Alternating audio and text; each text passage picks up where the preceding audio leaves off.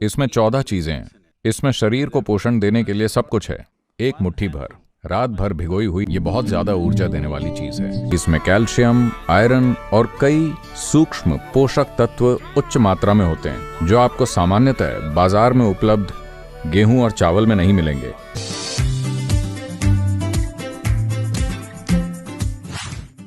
कंजी, इसे संजीवनी कंजी कहते हैं। मैंने इसे खुद बनाया है। मूल नुस्खा, इसमें 14 चीजें हैं। इसमें शरीर को पोषण देने के लिए सब कुछ है। यह आपके पेट में खास तरह से बैठता है। यह एक धीमी गति से ऊर्जा मुक्त करने वाली प्रक्रिया है। यदि आप 6-7 घंटे तक चलने के लिए खाना खाते हैं तो आप एक निश्चित मात्रा में खाएंगे। उस मात्रा के कारण भोजन के बाद शरीर के लिए अगली चुनौती है नींद। एक साधक के लिए सबसे बड़ी चुनौती होती है, लोग इसे नहीं समझते हैं, साधक के लिए सबसे बड़ी चुनौती होती है आंख बंद करके सतर्क और जगे हुए रहना। बस कंजी, भीगी हुई मूंगफलियां या भारत में एक नारियल, कंजी और नारियल, काम बन गया। दिन भर के लिए एक बड़ा ग्लास कंजी और एक नारियल, दिन भर के लिए, और कुछ नहीं। आप ये आजमा सकते हैं। 6 महीने तक आप ऐसी चीजें खाएं, आप देखेंगे अचानक आप 5 साल ज्यादा जवान महसूस करेंगे, ऊर्जा से भरे हुए। अब समय है कि आप रोजाना थोड़ी कंजी पिएं। सभी चीजों में से मूंगफली। आप जानते हैं, मैं मूंगफली के बारे में विशेष रूप से जुनूनी हूं क्योंकि मेरे जीवन का एक दौर था जब मैं सिर्फ मूंगफली और केले खाकर जिंदा रहता था, क्योंकि इसमें वो सब कुछ है जो आपको चाहिए।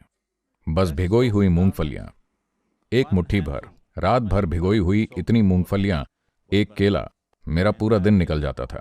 मैं पूरी तरह से सक्रिय रहता, जितना भी ज्यादातर लोग कभी सोच भी नहीं सकते उससे ज्यादा सक्रिय। इसमें आपको जिंदा रखने के लिए सब कुछ है। ये अपने आप में एक पूर्ण आहार है। अगर आप इसे 6 से 8 घंटे से ज्यादा समय के लिए भिगो देते हैं तो ये कुछ पहलुओं को अलग करता है जिसे पित्त कहा जाता है। और इन भिगोई हुई मूंगफलियों को लेकर अच्छी तरह चबाकर खाएं। बस ये ध्यान रखें कि ये कोई आनुवांशिक रूप से बनाई गई बकवास चीज या कुछ और ना हो। जो भी हो, बस ये सुनिश्चित करें कि ये अधिक जैविक चीज हो। तिल में शरीर के लिए जा सकने वाली बहुत सी सकारात्मक चीजें होती हैं। ये बहुत ज्यादा ऊर्जा देने वाली चीज है। इसके अलावा तिल बहुत ज्यादा गर्मी पैदा करता है।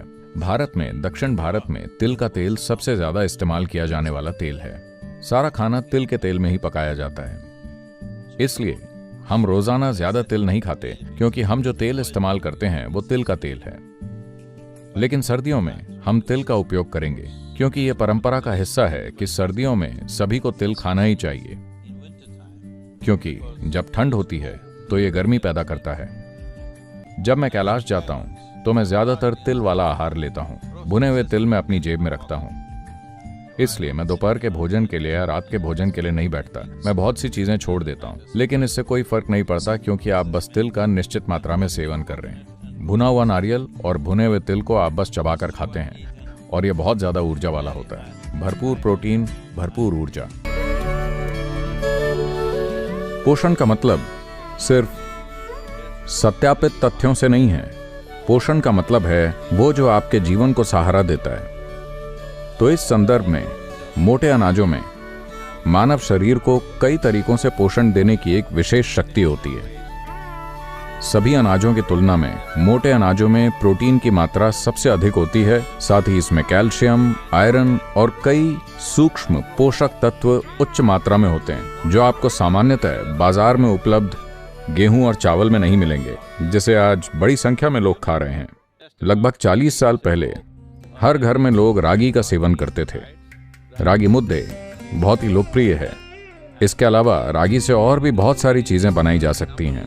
रागी अंबली बड़े होते बच्चों को हमेशा खिलाई जाती थी, और रागी डोसा, रागी रोटी, ये सब बहुत ही लोकप्रिय चीजें हैं। आप जो चीजें चावल के साथ बना सकते हैं वो रागी के साथ भी बना सकते हैं, लेकिन हम एक अनाज के जाल में फंस गए हैं। अपने आहार में कम से कम 50% मोटे अनाज शामिल करें। अगर आप यात्रा और अन्य कारणों से 100% नहीं भी कर सकते, तब भी 50% करने पर आप 3 चीजें देखेंगे। पहली चीज है कि आपका सामान्य स्वास्थ्य और ऊर्जा का स्तर आपकी वर्तमान स्थिति की तुलना में बहुत अधिक होगा। दूसरी चीज है कि आप बहुत कम भोजन करके भी ऊर्जा से भरे हो सकते हैं और अपने वजन को मेंटेन रख सकते हैं। मोटे अनाजों के संदर्भ में तीसरी महत्वपूर्ण चीज ये है कि ये धीमी गति से घुलते हैं। आपका शुगर लेवल अचानक से नहीं बढ़ेगा, ये धीरे धीरे घुलते हैं और कम खाने पर भी आपको लंबे समय तक भूख नहीं लगेगी, जो एक बहुत अच्छी बात है। ये बहुत आसान है। आप में से जो लोग उपवास रखते हैं, अगर आप उपवास और इंटरमिटेंट फास्टिंग जैसी चीजों के माध्यम से अपने आहार को संतुलित करने की कोशिश करते हैं, तो आप देखेंगे कि मोटे अनाज इस प्रकार की जीवन शैली के लिए सबसे अधिक सहायक हैं।